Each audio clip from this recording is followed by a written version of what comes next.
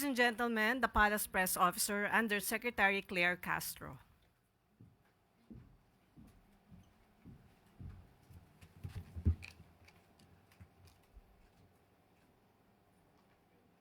Magandang araw, Malacanang Press Corps.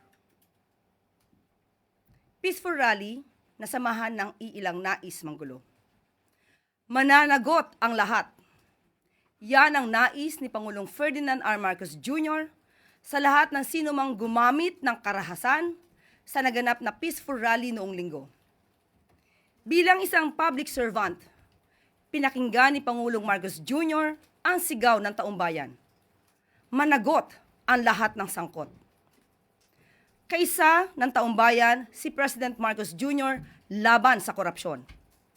Ang Pangulo mismo ang nagpasimula upang maimbestigahan ang maanumalyang flood control projects. Magpapatuloy din ang Pangulo sa naumpisahan na ito at sa tulong ng taumbayan na magiging matapang sa pagbunyag ng katotohanan, ang pang-aabuso sa kaban ng bayan ay mailalantad at malalabanan. Ang Pangulong Marcos Jr. ay handang tumugon sa hiling ng taumbayan kaya't nirespeto at patuloy na nirespeto ng Pangulo ang karapatang pantao. Hindi siya naging hadlang sa malaking protesta. Naglahad ng galit ang tao laban sa korupsyon. Ngunit, kinukondena ng administrasyong ito at ng Pangulo ang paggamit ng mga kabataan na gawing mga tulisan ng mga grupong itinatago ang mukha sa likod ng itim na maskara. Team Itim kung maituturing. Hindi sila rallyista na may lehitimong adhikain laban sa korupsyon, kundi gumawa lang ng kaharasan, magnakaw, manunog, at manira. Hindi kayo makakalagpas sa kamay ng batas. At ang mga tao sa inyong likuran na gumamit sa inyo, mga gahaman sa kapangyarihan. Hindi kayo dapat paligtasin. Hustisya ang uusig sa inyo. Sa iilang gumamit ng foul language, nirerespeto ang inyong karapatang magpahayag. Pero may responsibilidad din kayong maging magandang ehemplo, lalo na sa kabataan. Ipinaglalaban natin ang tama. Idaan natin sa paraang tama.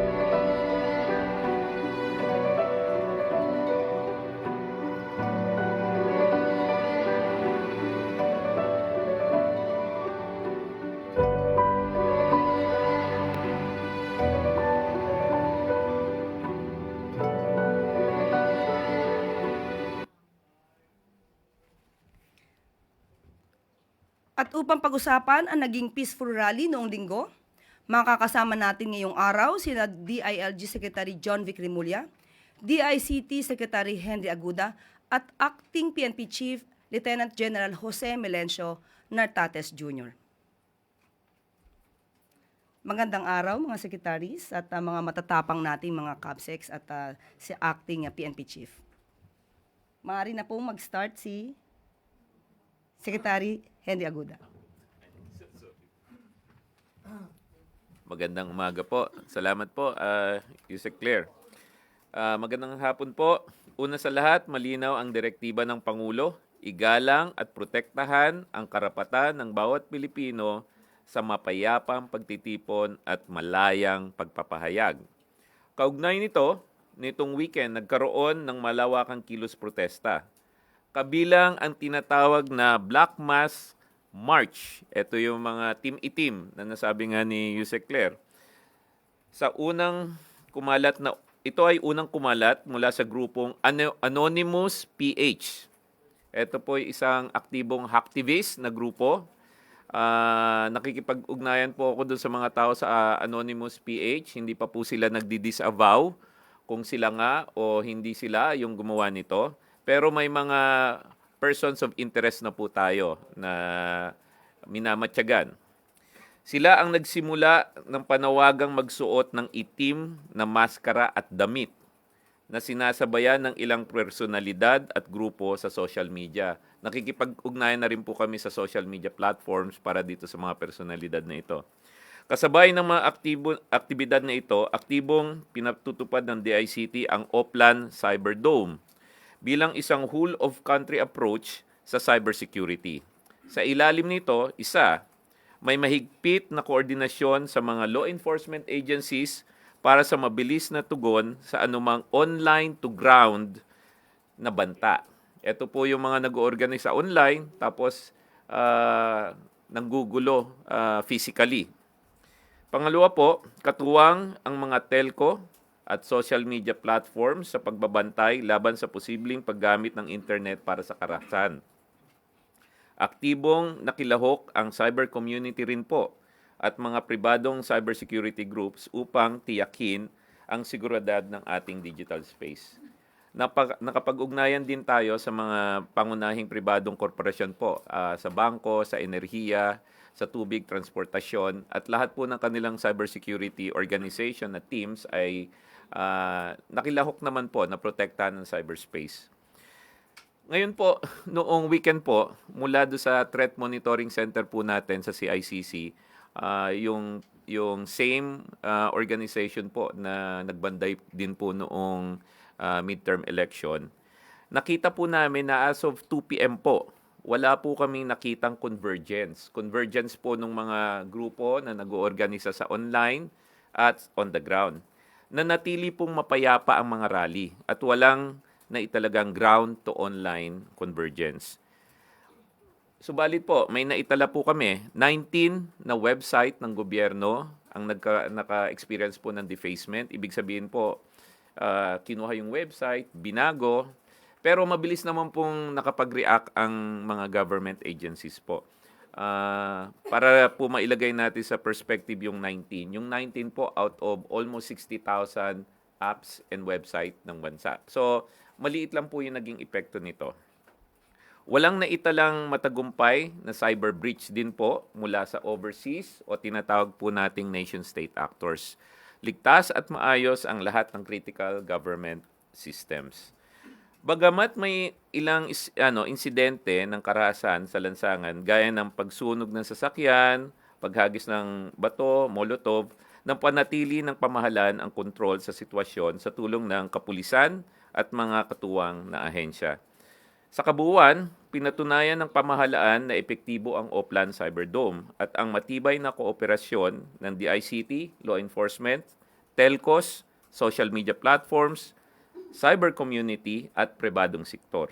Pinakita po natin na kaya nating igalang ang malayang pagpapahayag habang sabay-sabay na pinapangalagahan ang kapayapaan upang siguradong maligtas po ang lahat. Magpatuloy po ang ating monitoring at patuloy din po ang pagbibigay namin ng update sa inyo. Maraming salamat po, Yusek Claire. Nandito po ako para sumagot ng mga tanong mamaya po. Secretary Johnny Crevilla, DILG. Secretary Mulya, sorry po. Hindi ako tumayo eh. Good morning. As of 11 a.m. yesterday, the President and I were in touch constantly every 20 minutes to assess the situation. He was in a secure facility inside the compound, monitoring every single step. At approximately 2 p.m., while I was at the command center in Camp Crame, he called me and asked me to personally assess the threat level that was going on in Ayala Bridge. The anarchist burned a container truck that was put by the PSG to block the entrance of the Ayala Bridge.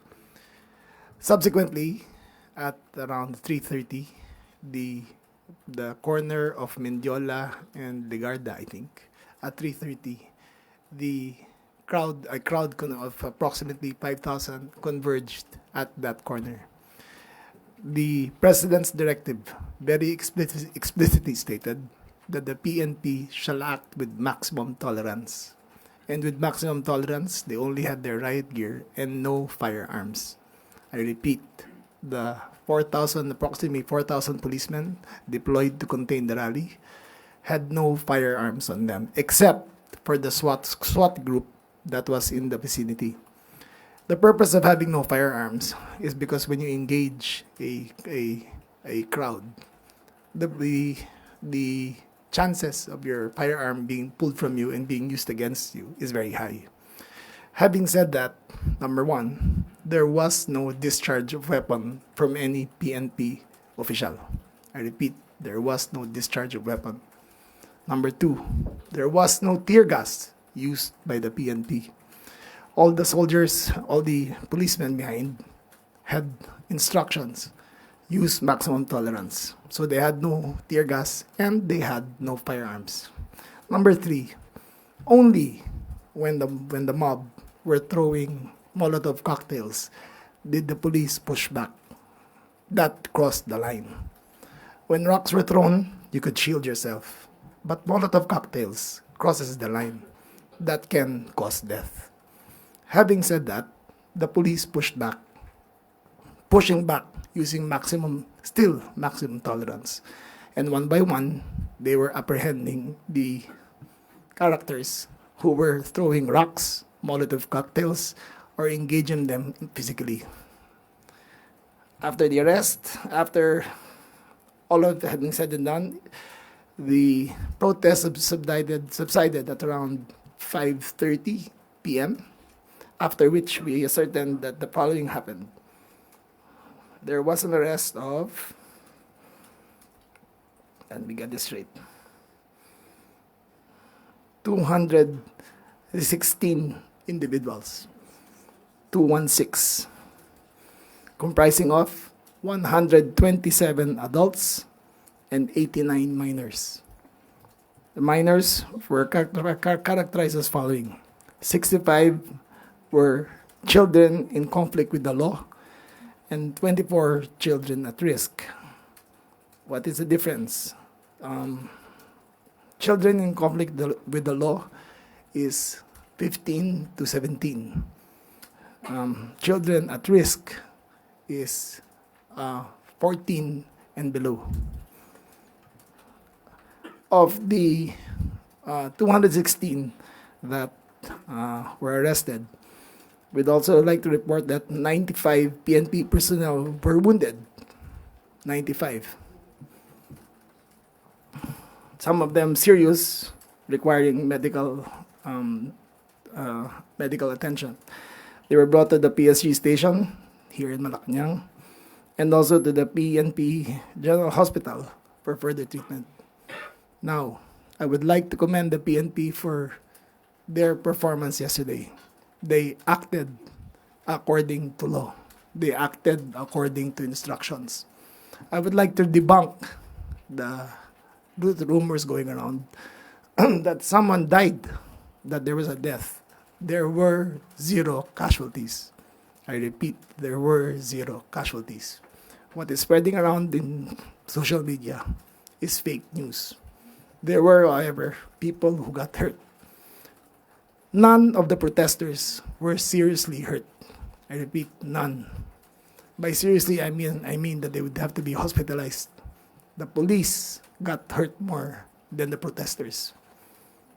And that is something notable to everyone. Nakakaawa po ang mga pulis natin. Binuhusan ng tubig galing sa kanal. Binato ng hollow block. Binato ng Molotov cocktail. Nasusunog sa tabi nila. Pero ganun pa man, walang ginamit na dahas laban sa mga realista. Sayang naman ang efforts ng buong Pilipinas na nagprotesta. The 65 or so thousand that protested and aired their grievances, which the President duly respected their right to do so. Their right to grievance was marred by maybe a group of 1,000 hooligans who wanted nothing but to spread anarchy. The first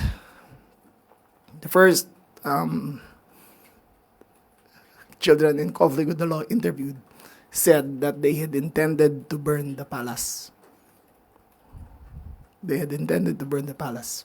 However, we could not take that with at face value because these were children in conflict with the law and we still needed the DSWD to process them.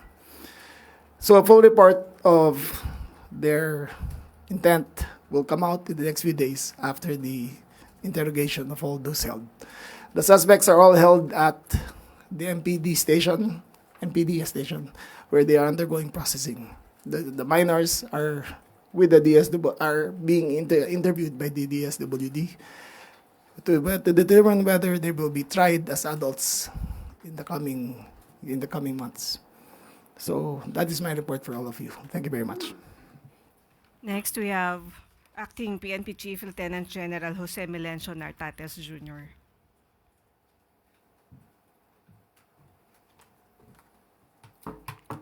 Magandang umaga po sa ating lahat, ang ating SILG Secretary, DICT, and our spokesperson. Magandang umaga, and our press from Malacanang. Okay. Sinabi na po ng ating butihing SILG John B. Cremulya ang pangyayari. Isa lang po ang masasabi ng Philippine National Police. Ang Philippine National Police ay naghanda sa ganitong aktibidades na idinaos coinciding with the 53rd anniversary of the declaration of martial law. And with that preparation, we have utilized about 50,000 nationwide na kapulisan. Those half of it or half of those police were in Metro Manila, and not only the personnel were used, but the different resources of the Philippine National Police, the logistics and the finances that we need to secure this activity, particularly the protest rally of individuals and group. As a whole, it turned generally peaceful, attended by about 84,000 nationwide po yun na mga protesters, divided into several groups. In Metro Manila, there are 16 areas, and in totality, 130 plus areas po yun. And so, those are the deployment and utilized resources of the Philippine National Police. And of course, we were supported by the different local government units. Napaka-importante po yan because of the equipment that needed, especially in responses that be needed, and especially in the contingencies na ginawa ng ating mga kapulisan, lalong-lalo na po ang ating National Capital Region and the 5 districts in Metro Manila. And with that, it is very unfortunate na nagkaroon po ng mga isolated incidents. That is particularly in Ayala Bridge and another 2 incident in Mindiola. That is when the group of protesters in Luneta ay pupunta po, supposed to be papuntang EDSA Shrine, where a group of marami po doon na rallyista, but they were stopped, of course, here in Malacanang area, particularly passing through Ayala Bridge, and more particularly 2 incidents in Mindiola. In-ensure po natin ang deployment dito, lalong-lalo na this is the seat of power. Nandito po ang kanilang pinupunteriya, nandito po ang Malacanang area. And so, hindi po sila nagtagumpay sa kanilang pinayagan po natin silang makapasok sa Mindiola at a distance, but they have pushed their way going inside. And so with that violence, so unfortunate na nagkaroon ng violence, ng bato, and so forth, leading to arrest of a bunch of tignan natin terorista kung tawag doon, and or word ng ating butihing secretary, that breach the peace and order, especially kokonti lang sila, about they're monitored to be about 300. It is very unfair for the rallies particularly nandun sa Luneta and nandun sa ating EDSA Shrine and Power Monument na napakatahimik po at nagpapasalamat kami sa kanila in the cooperation and cleansing the ranks. The investigation will be a continuing one such that we will for sure the tracks of these 200 or 300, including the arrested personalities, whether they are minors and or of legal age, mapapailan po natin ng kaso. Certainly, they have left tracks. Sinabi na po ng ating DICT and working with the DICT at merong kapasidad din po ang Philippine National Police, certainly they have left tracks from the moment that they have committed this act during the actual rally up to the time that they were recruited for whatever purposes. Magandang umaga po. Mali na po tumanggap ng tanong. Maricel Halili, TV5.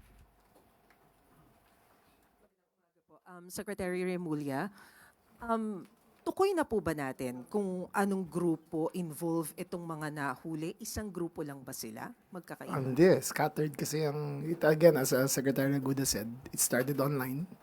And then they used the black peace motive to assault the palace.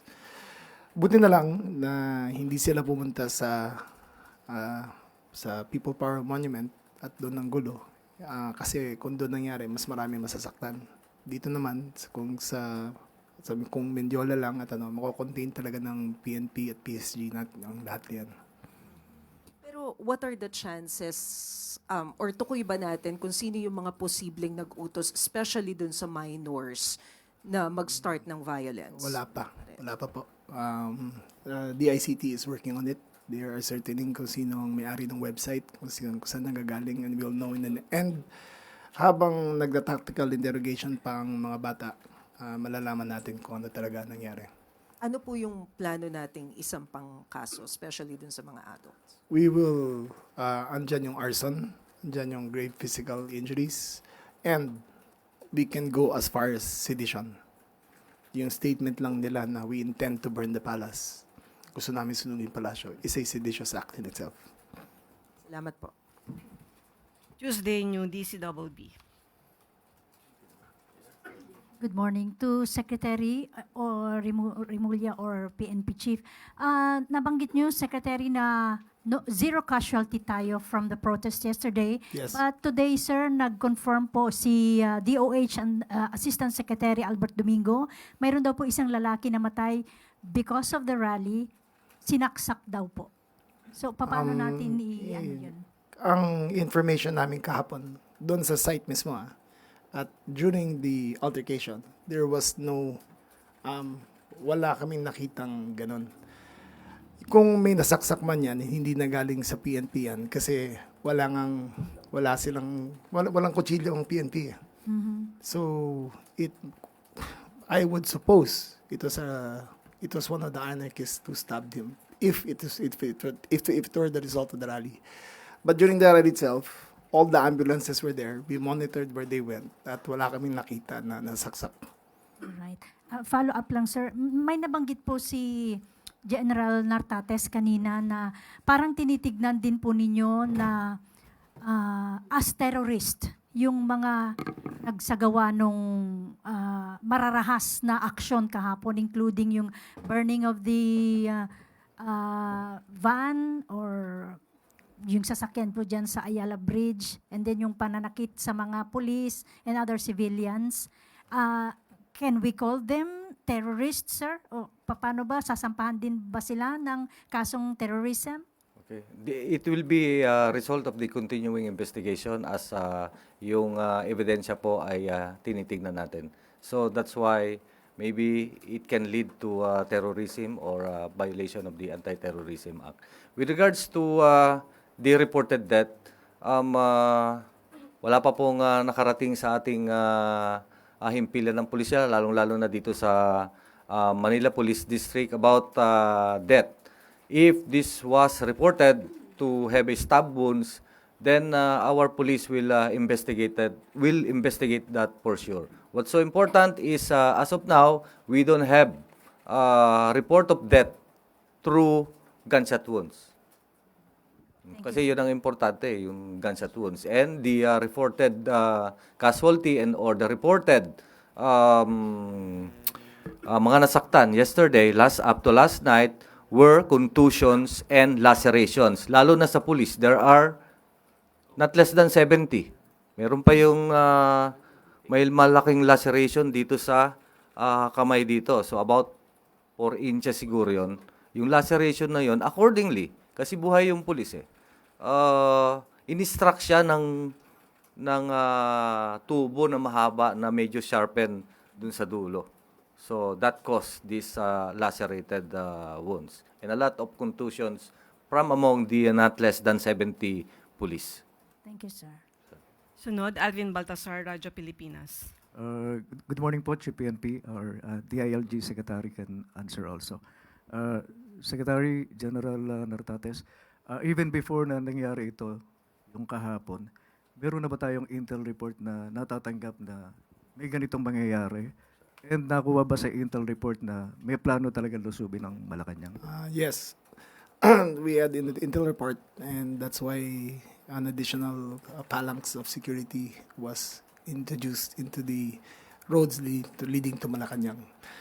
We knew that they would try, they would attempt.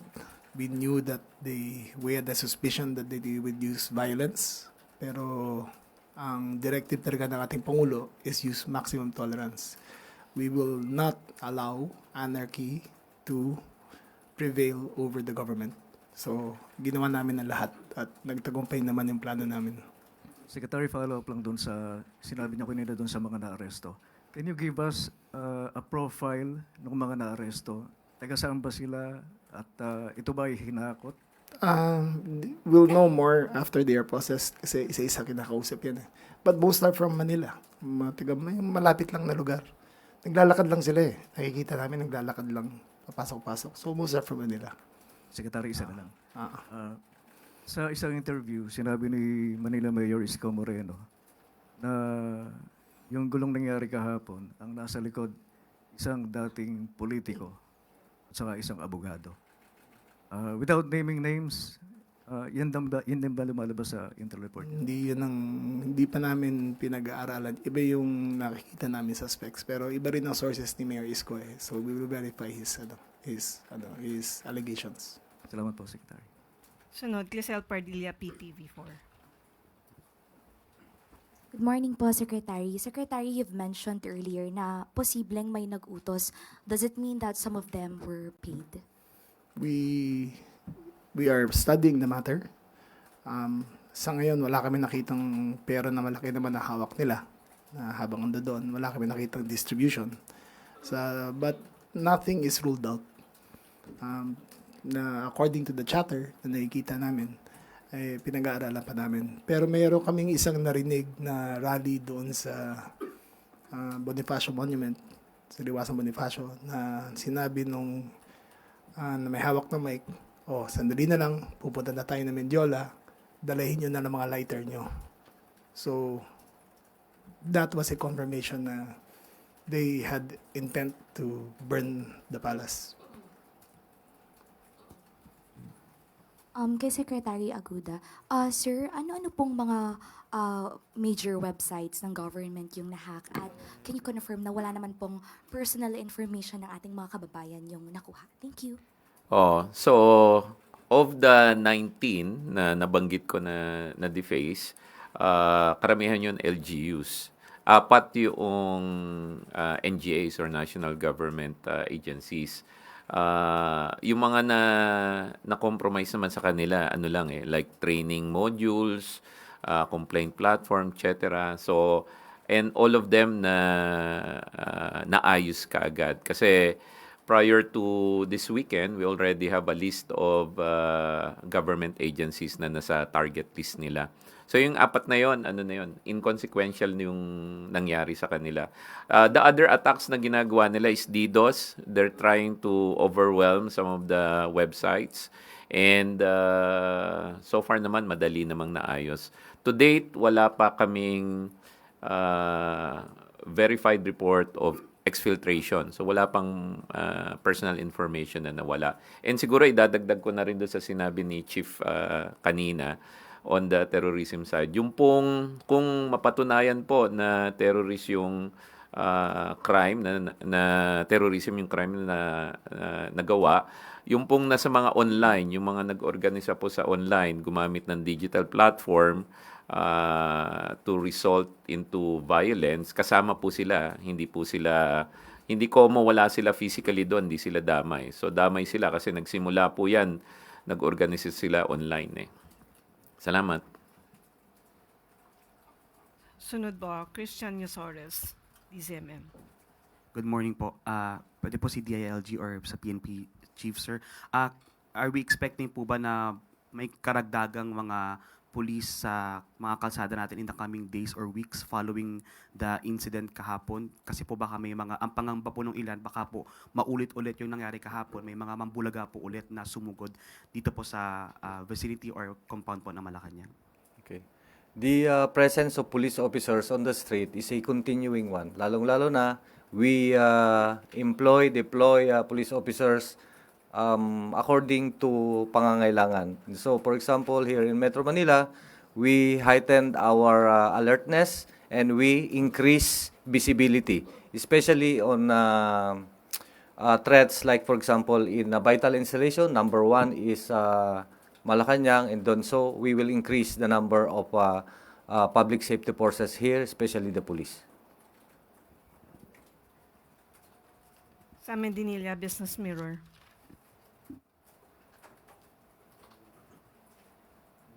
For Secretary Remulla po. Yes. Will the national government or LGUs help businesses defray the cost of looting and destruction of property in Minjol? That is an LGU matter to determine. They will give us a report kung ano ang nangyari doon. But from our assessment, there were 2 motorcycles that were burned.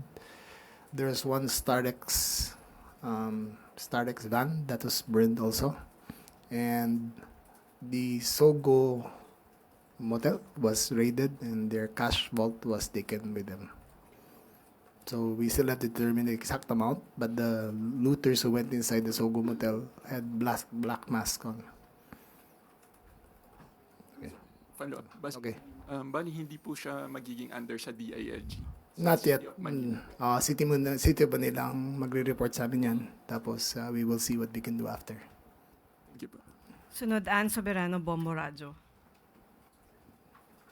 Sec, tanong ko lang, it's either si PNP or ikaw, Sec. May natanggap po bang intelligence report ang DILG or ang PNP na may mga terror group ang gustong manabotahe sa rally po kahapon? Yes, that's why all contingencies were considered. Our biggest fear that did not happen was someone would incite violence during the People Power Monument rally, because the intent of the people there were peaceful. The intent of the people there were to air their grievances. The president encouraged them to go and heeded their message. He is listening to them. Alam niya naman, nakikinig naman siya at alam niya na papunta ron. Our biggest fear was that there would be instigation there. Buti na lang sa Mindiola nangyari at mas nakukontain namin yung situation. Sir, itong terror group, it's national, international or local terrorist group? Local. Local terrorist group. Okay. Sir, isa pa, kamusta po yung status? Ano po yung status ng alert level dito po sa Malacanang? Malacanang always maintains one threat level. It is never downgraded. As long as the president, being the seat of power of the country, the threat level is just one. It is always high. Okay. Last na lang, sir. Itong local terrorist group po ba, sir, is Abu Sayyaf or mga Maote terror group? Possible po ba silang may kinalaman dito? At ano po ba yung nila, yung strength po nila ngayon na para makapaghikayat po ng ganitong kaguluhan? The threat of the terrorists was more of a bomb that would go off in Luneta or in the Luneta or in the People Power Monument. But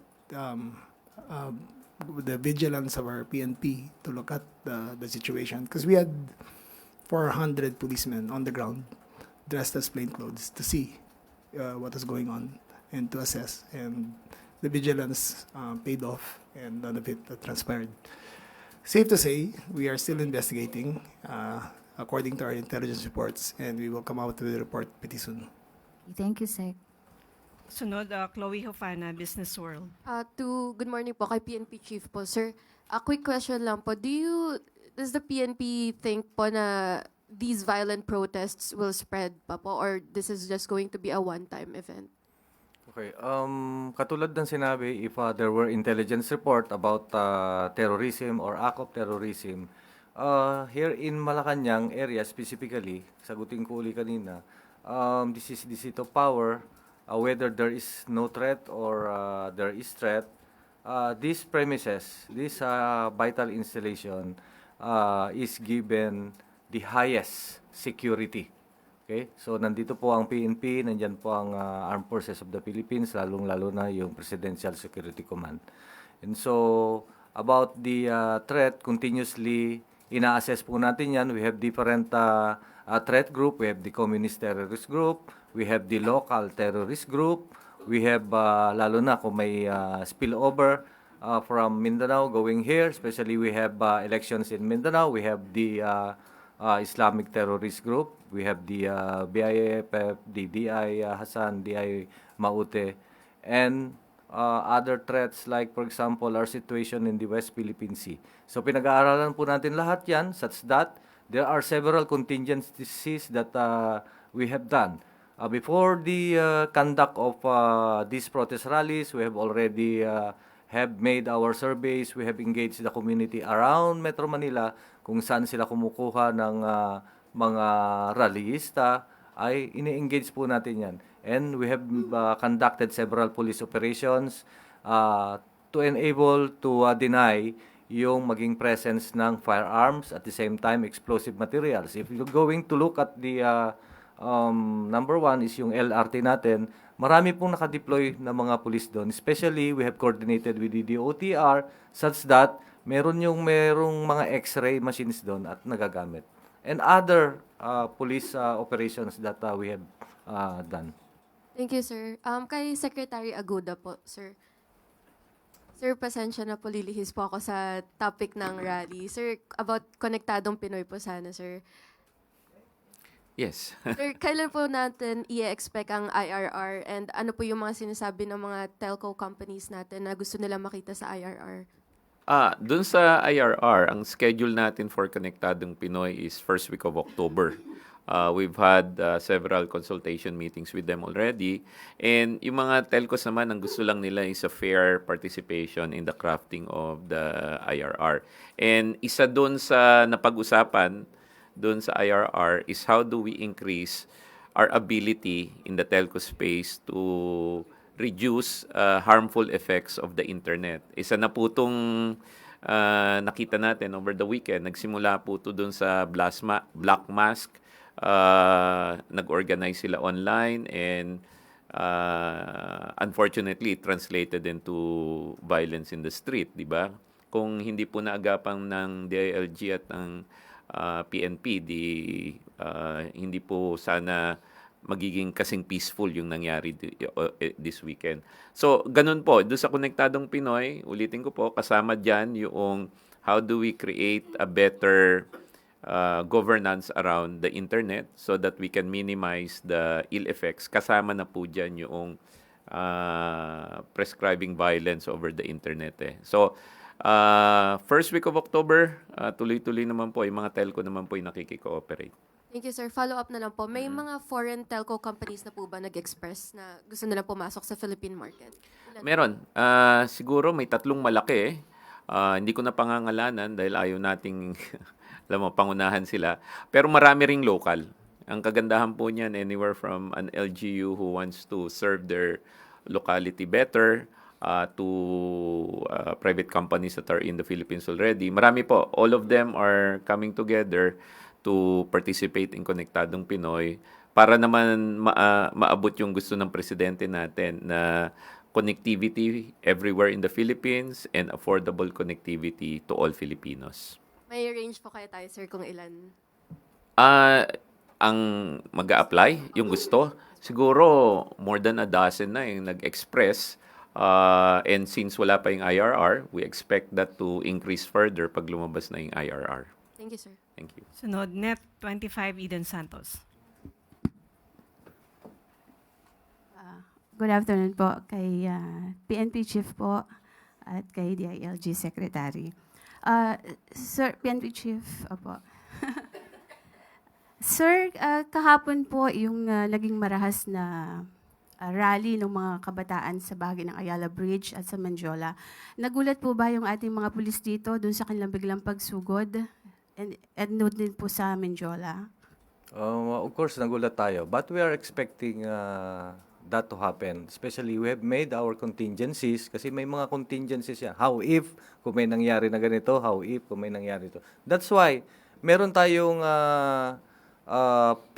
PNP personnel deployed at that area. In fact, mayroong mga barricades, etc.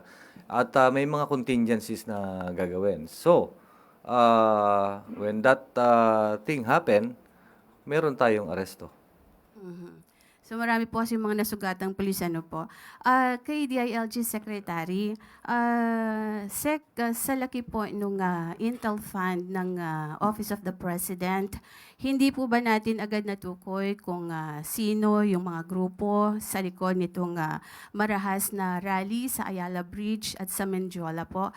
Ito yung mga galing sa Luneta, kasama po sila sa mga nagrally doon. Actually, alam na namin kung anong grupong yan. Pero hindi pa namin pwedeng sabihin kasi yung actual participants, kinoconnect pa namin sa kanila. So, you give us a few days at we will confirm after all the interviews and the interrogations are done. So may political group po ba dito sa mga nasa likod ng mga magulong marahas na rally na ito po kahapon? We will confirm after all the interviews are done. Sa tingin niyo po ba yung mga nagrally, yung mga kabataan may kasama pang mga menor de edad are capable to burn the Malacanang using the lighter na sabi niyo po kanina, nabanggit niyo, nagdala sila ng lighter? Well, the capacity to burn the palace is very difficult. But the intent was there. So, we have to separate the two of them. Iba yung capacity and intent. So, mahirap gawin yun yung gusto nilang mangyari at hindi kami papayag. Pero gusto talaga nila by showing that they had Molotov cocktails ready. So, kaya pong sunugin ng Malacanang gamit po yung Molotov, yung lighter? No, kung napasok nila, siyempre. Yung lighter naman para sa Molotov yun Okay. Kung lighter lang, siyempre hindi makakasunog yun, di ba? Pero, ayun yung gusto nila. Di ba? Pero, kung nakapasok sila at di pinigilan, siyempre, kaya nila gawin yun. Pero hindi kami papayag doon na mangyari doon. Last na lang pong question. Ano po yung pwedeng maging liability kung meron pa po ng mga organizer ng rally sa Luneta since karamihan po doon sa mga kabataan na nakaitim na mga suit, may mga nakamaskara at nakabonet, ay galing po doon sa kanilang mga rally sa Luneta? We will label them as terrorists. And as far as sedition, pwede namin i-charge sa kanila if we prove it already. Ito mo mga Makabayan Black, ganun po ba yung mga militanteng grupo? You wait for it till we confirm. And the DOJ has standards of reasonable certainty for conviction before we file the case. So, i-develop yung case para sa kanila. Last na lang po, doon po sa Liwasang Bonifacio, mga nagrally din po doon. May pumunta rin po ba dito sa Mendiola at Ayala Bridge? Around 300 of them pumunta dito. Thank you po. Sunod, Katrina Domingo, ABS-CBN. Hi, sir. Good morning. For Secretary Aguda, sir, can we name the 14 websites that were defaced? No, 19 Sorry, yun. I stand corrected. 19. Sige. Yung 19 doon, 4 doon is national government agencies. Yung the rest, mga LGUs. Sige, yung 14, yung PRISM, yung isang educational platform ni ARTA, but that's been fixed. I think one of them is BOC, pero sandali lang yun hindi nyo halos naramdaman The other one is there was one sa DICT pero mabilis din na naayos, hindi nyo rin halos naramdaman. The fourth one is DepDev. It's informational lang siya. Tapos naglagay lang sila ng logo nila. Tapos again, kaya nga hindi nyo halos naramdaman eh. Yun lang yun. And there were in the list of agencies na we've been monitoring already. Sir, what is the common denominator among the agencies that were included in their initial target list that you got in advance? So, ang common denominator is the actor called Anonymous PH. So, doon namin na-track down. And the chatter in the cybersecurity community is pointing to them. Although I've reached out to them, sabi nila hindi daw sila. So, sabi ko, disavow nyo. Well, there's a person of interest right now that we're pursuing. We're coordinating with the law enforcement. And yun na lang, in the next coming days or weeks siguro, we'll give you an update. So yun yung common dun sa mga yun. Sir, but as for the intent, what is the common among these websites? Bakit sila po yung napili na 19 among the many government agency websites? Kasi yung all the other government websites started reinforcing their cybersecurity platform. Hindi mo kasi masabi kung may na-implant na sa loob yan before eh. I think what they tried to do is kung sino lang yung mapasok nila, yun na yung pinasok nila. There's no common intent. There's also breaches na nangyari over the weekend. No, not breaches, attempts to breach. 1.4 million yung nakita namin na attempts. Ang dami niyan. And kung makikita nyo, 4 lang yung nakalusot. So, kudos to the people of the CICC from the ICT, tsaka yung Cyber Bureau natin, at tsaka yung NCERT, and together with the law enforcer. So, they started working as early as last week pa to secure all of this. Sir, may na-trace na rin po ba kayo kung saan nanggaling yung disinformation campaign surrounding the rallies yesterday, especially dun sa Recto and Mendiola? Yeah. So, again, Anonymous PH. Pero yan kasi isang community ng hacktivist yan eh. So, it's a collective. So, kami naman, ayaw naming pangunahan kung sino yung individual na yon kasi we need to verify. But it's not one person, it's a group, it's a collective. And matagal ng ano naman yan eh, gumagalaw sa Pilipinas yung mga yan.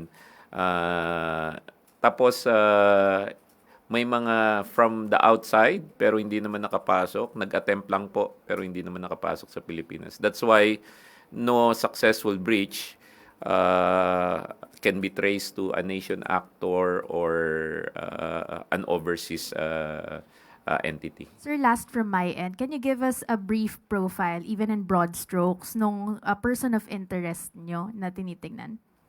Well, he's in country. Yun lang siguro.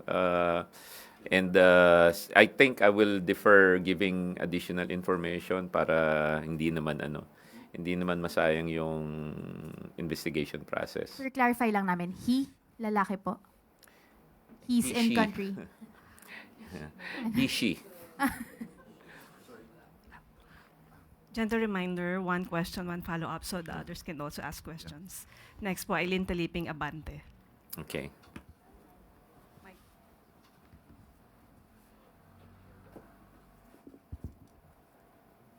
Kay Secretary Remulla po.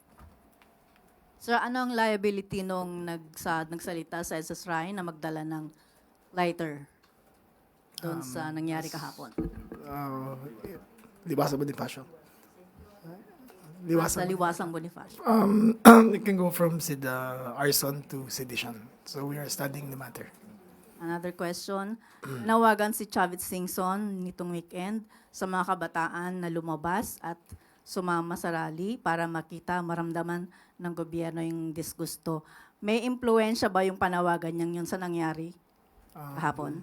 Siguro siya lang makakasabi nun, hindi kami. And we're happy that he asked the youth to come out kasi ayun nga ang purpose nun eh, to air their grievances. Safe to say that the president heard what was going on, and he heard the grievances of the people, and he is acting swiftly to correct everything. A institutional change that he wants to do is in the process of being done. Di ba yung matatawag na inciting to sedition? Hindi naman. Panawagan na yun. Nang imbita lang naman siya na pumunta sa rally. Hindi niya man sinabi na ipabagsak ang gobyerno o patayin ng may patay na tao. Hindi naman siguro. Okay, thank you, sir. Sunod, Ms. Elgiang, All TV. Hello po. Good afternoon, Secretary Remulla. Question lang po. Records show that there are around 70 policemen who were wounded. 95, I think. Sorry, 95 Yes. policemen were wounded. Given this fact, Secretary, can we still say that the September 21 protest was generally peaceful? Yes, because none of the legitimate protesters were hurt in the sites all around the country. It is only a few who tried to incite violence near the palace that were arrested. So, the protest was not limited to EDSA Shrine and Luneta and the People Power Monument. All around the country, there were separate venues, and all of them were very peaceful. One more question, Secretary. Ang nangyari po kahapon ay protesta laban sa korupsyon dahil sa flood control projects. Pero naging marahas po yung mga nagprotesta sa Ayala, sa Menjola, sa Recto. Sa tingin niyo po, Secretary, bakit ang pagsunog sa palasyo yung naging motibo nung mga naging marahas kahapon? Well, obviously, they had different intentions. They did not intend to peacefully air their grievances as is allowed by law. But what their intentions were, we will determine in the next few days. I mean, how they assembled, who assembled them, or how the process went, we will determine in the next few days. Sir, sorry, pahabol na lang. Yung 300 people na sinabi nyo kanina, na-establish ba natin na iisang grupo sila galing? Hindi naman. So we're still determining until now. So hindi po isang grupo. We will determine in the next few days. Alright, thank you po. We will take last two questions, one from Ivan Mayorina and then Clisel Pardilla. For Secretary Aguda, sir. Nabanggit nyo ho itong Anonymous PH at yung... Sila rin ba yung nasa likod ng Black Mask Movement? Tama ho ba? Yun yung intel namin. It's pointing towards At hindi naman ho sila new player. What can you tell us about their associations? Meron ho ba sila pinupush na advocacy, ideology, perhaps sinusuportahang political personality? Yung mga hacktivists naman, usually sinasakyan nila yung cause, 'di ba? Usually they express their protest in the cyberspace. So dati may makikita kayo mga website defacement, pag-hack ng mga government website, na-trace sa kanila. Ito yung first incident na nakita namin na nag-organize sila sa web, tapos na-translate into violence. Kaya nga yung word na terrorism is aptly associated with them. Para lang mabigyan kayo ng konteksto, last week pa po, through working with the telco and the social media platform, sila CICC po, trinatrack na yung Black Mask na movement. Naglalagay po sila nung how to create a Molotov dun sa web. Hindi nyo lang masyado nakikita dahil I'd like to acknowledge po yung mga social media platform, they proactively take it down. Siguro, yung nakikita nyo na lang ngayon sa web is about 3% of all the toxic and violent posting nila. Marami po yon. Tapos sila rin po yung, hindi ko na sila yung nagko-compromise ng mga privacy ng mga tao, pinopost sa web, nag-i-incite talaga ng violence. Yun po bawal. Bawal po rin sa community standards ng mga social media platform. And yun na nga, our intel is pointing to that organization. It's a collective. So it's not one person, not one organization, but we have, as I've said, some persons of interest already.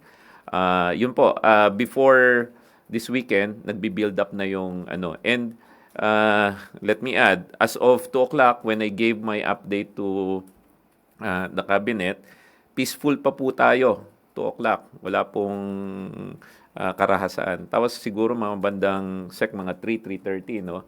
Bandang 3:30 nagkaroon na ng gulo. And during that time, doon po kami may na-monitor ng mga chatter.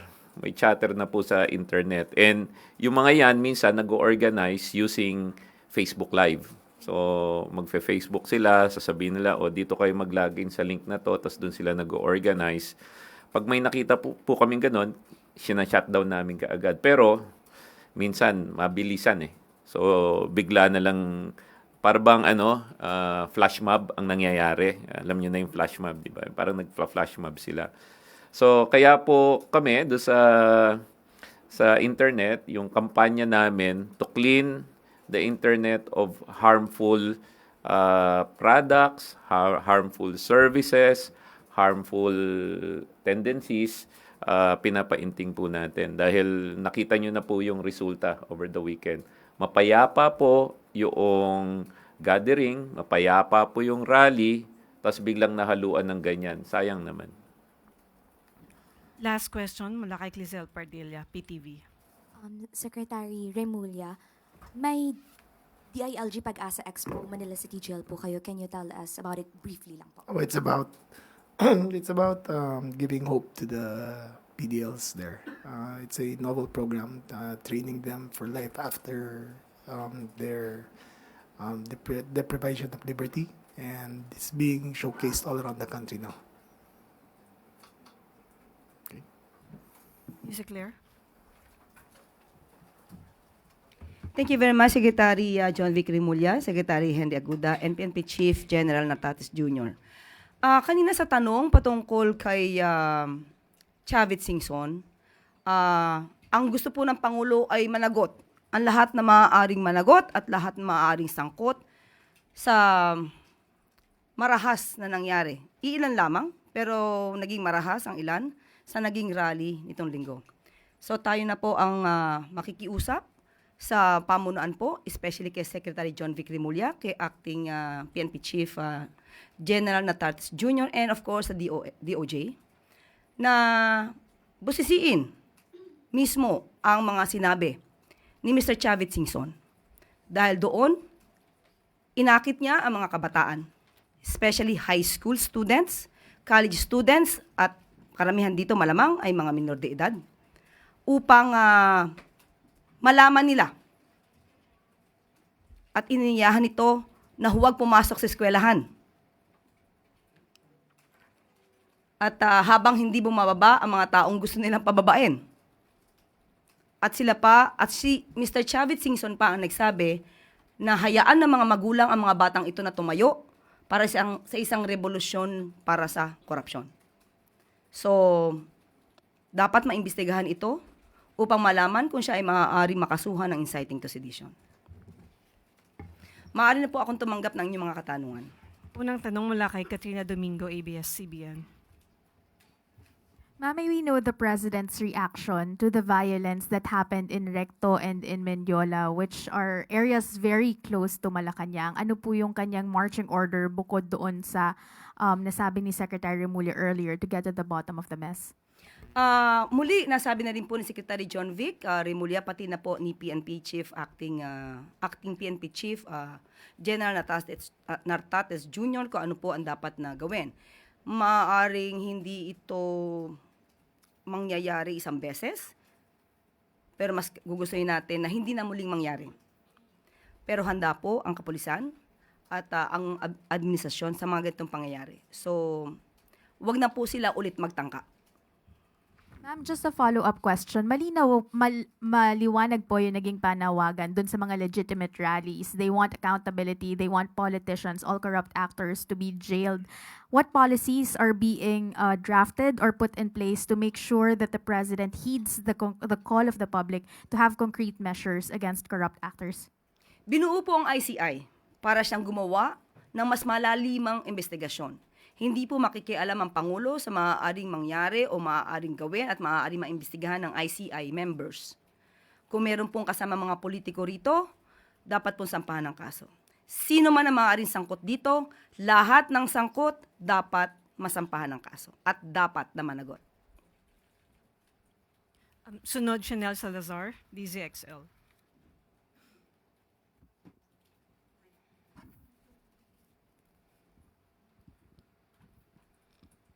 Good afternoon po, Yusek. May ilang magulang po na nasa harap ng Manila Police District na nagsasabi na yung mga nahuli daw po na anak nila ay hindi po kasama sa gulo at nadamay lang po, kaya po naaresto. Ano po ang reaksyon ng Malacanang dito? At plano po bang papanagutin ng pamahalaan itong mga magulang if ever mapatunayan po na sangkot yung kanilang mga anak na minors doon sa nangyaring gulo?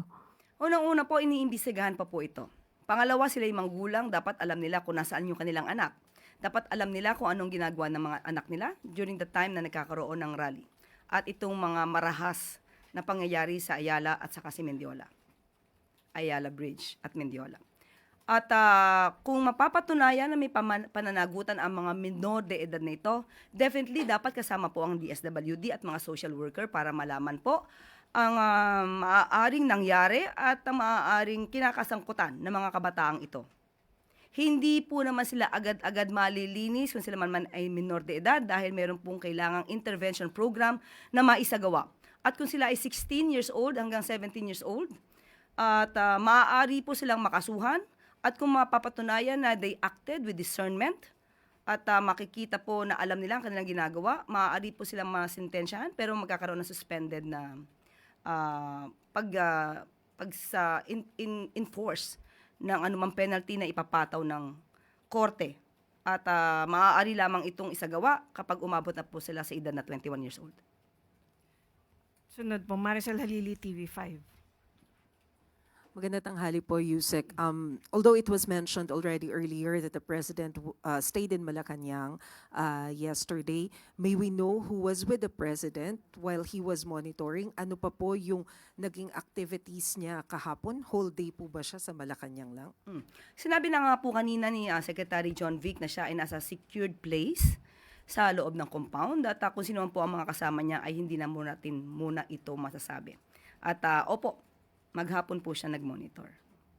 And may we know kung ano-ano na po yung activities ni PBBM today? Business as usual na ba siya? Opo, nagmo-monitor na po siya dito sa Bagyong Nando at babanggitin ko na po ang kanyang statement. Nakatanggap tayo ng mga ulat mula sa iba't ibang probinsya ukol sa Bagyong Nando. Malalakas ang hangin na nararanasan ngunit sa ngayon ay hindi pa malakas ang ulan. May mga isinasagawang preemptive evacuation at tinutugunan agad natin ang pangangailangan ng mga nasa evacuation centers. Mahigpit nating minomonitor ang sitwasyon at nakaalerto ang lahat ng ahensya ng pamahalaan upang makapagbigay ng tulong saan man at kailanman kinakailanganin or kakailanganin. Yan po ang mensahe ng ating Pangulo. Sorry, ma'am, last na lang. Does the President plan to visit NDRRMC or meron ba siyang mga private meetings today? Ngayon, ang sa ating pagkakaalam ay dadalaw po siya sa NDRRMC at abangan na lamang po natin. Salamat po. Sunod, Chloe Hafana. Good afternoon po, Yusek. With public unrest rising, what is the plan to protect domestic and foreign investment from reputational risk? And what assurances can the palace give to investors that corruption risks are being addressed effectively, especially after the President's pronouncement po during his SONA that foreign investors should go to the Philippines? Well, anyway, we all know that investors want to invest in countries whose leaders fight corruption, whose leaders are willing to put in jail people who are corrupt. And that is what the President is doing right now. Siya lamang po ang presidente na nagpapaimbestiga ng malawakang anomalya, especially itong flood control projects, kahit sa panahon ng kanyang administrasyon. Wala sino man sa ngayon na nalalaman tayo na pinaimbestigahan niya ang sariling administrasyon. Lahat halos ay nagmamalinis. Pero ang Pangulo ay matapang na lumabas upang ipaalam sa tao ang maaaring pang-aabuso sa kaban ng bayan. So sa tingin natin, with that, we believe na lahat ng investors masahangaan ng Pangulo dahil lumalaban sa korupsyon. Thank you, ma'am. Sunod, Christian Yasores, DZMM. Magandang hapon po, Yusek. You mentioned kanina na open kayo dun sa possibility na baka maulit-ulit yung mga protesta kahapon. Ano po ang marching order ng Pangulo sa mga law enforcement agencies kung sakaling mag-spill over in the coming days or weeks yung mga ganong type po ng protesta na nangyari kahapon? Gayon pa rin po, handa pa rin po ang ating kapulisan, handa po ang administrasyon sa mga ganyang klaseng laban, at hindi po patitinag ang ating Pangulo sa mga ganyang threats. Sunod, Ivan Mayrina, GMA News. Yusek, lilihis lamang po ako ng konti. The PCIJ came out with a report that shows the president got millions in campaign contributions in 2022 from contractors while they had ongoing contracts with the government. And these contractors eventually got significant rise in public works contracts awarded to them in the last 3 years. How does the palace respond to this, especially since this is in violation of the Omnibus Election Code? Let the COMELEC do its job. Investigate. And if the evidence points to the president, sinasabi ho niya, there should be no sacred cows in this investigation, even if it eventually leads to him? The president is willing to be investigated. Thank you. Ivy Reyes, Bilyonaryo. Yusek, sinabi niyo po sa interview niyo kahapon na kahit matamaan yung administrasyon ni President, he opened this probe in the spirit of accountability. So is he willing to submit himself to the ICI? Should he be probed for the 20 million he got from the contractor na donor po niya? Opo, matapang po ang Pangulo at alam po niya ang kanyang ginagawa at kung ano man ang maaari maimbestigahan dito, hindi rin po niya i-excuse ang sarili niya. Sunod mula kay Evelyn Quiroz, Pilipino Ngayon. Good morning, Yusek. Sa mga investigasyon po sa Senado at sa House of Representatives, parang lumilitaw po na si Congressman Saldico po ang parang contact point sa investigasyon na ito. May impormasyon po ba ang palasyo kung nasaan po siya ngayon? Si Mr. Saldico, si Representative Opo. Saldico. Sa ating pagkakaalam, wala po sa ngayon. Tatanungin natin ang Pangulo kung may alam siya. Pero sa ngayon, wala po tayong nalalaman na anumang impormasyon patungkol siya. Kung sakali po ba ay pwede po bang willing ang Pangulo na parang mag-reach out naman po kay dating Speaker Martin Romualdez na siya pong Speaker nung panahon niya na pabalikin na po sa bansa para magkaroon po ng linaw ang mga investigasyong ito?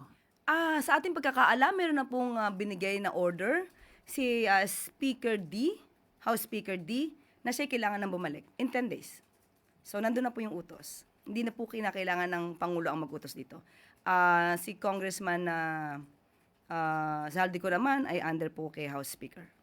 At kung hindi po siya tumalima sa 10 days, sa tingin niyo po ba may criminal liability po ba ito? Anong liability po ni Congressman Saldico? Thank you Kung po. criminal liability sa hindi niya pagbalik, wala naman po tayo nakikita mag-aaring criminal liability. Pero baka maaari niya pong sapitin ang nangyari kay Congressman Teves. Kung yun po ang magiging aksyon ng House of Representatives. Sunod mula kay Michelle Gilang, All TV. Good afternoon po, Yusek. Naipahayag po ng Pangulo na kaisa niya ang mga Pilipinong nagprotesta laban sa katiwalian at korupsyon kahapon. Sa tingin po ng palasyo, ano po kaya yung dahilan bakit may grupo pa rin na ginustong may intention na sunugin ng Malacanang? Merong gustong kumuha ng power. Yun lang. At gustong sirain ang magandang nagagawa ng Pangulo at sirain ang Pangulo sa mata ng ibang tao. Okay. Thank you. Yusek Claire. Okay, salamat.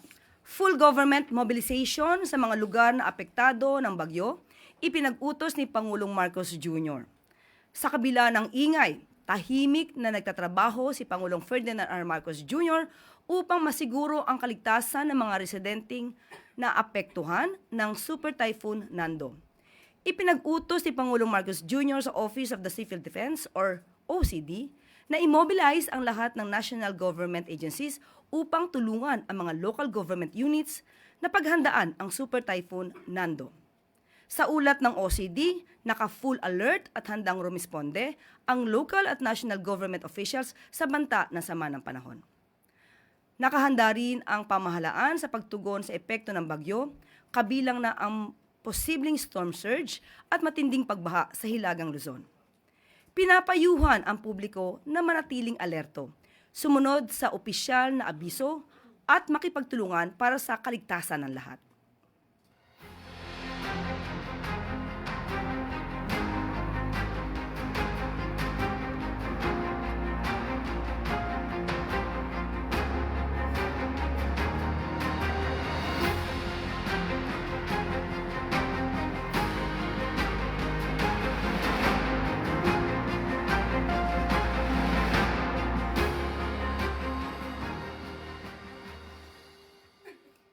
At dito na po nagtatapos ang ating press briefing.